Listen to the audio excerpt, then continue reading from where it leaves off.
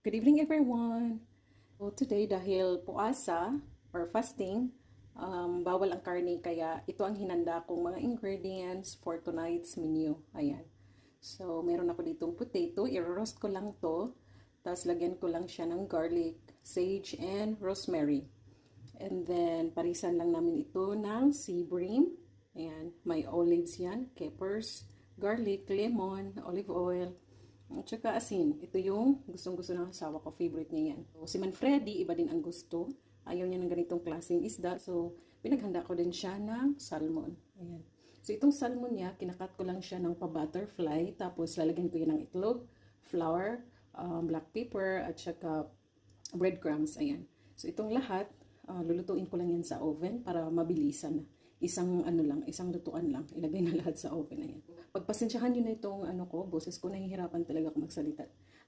Dahil may singaw ako. So, masakit yung singaw ko. So, kaya ganito ako magsalita. So, ayan. Ito yung menu namin for tonight.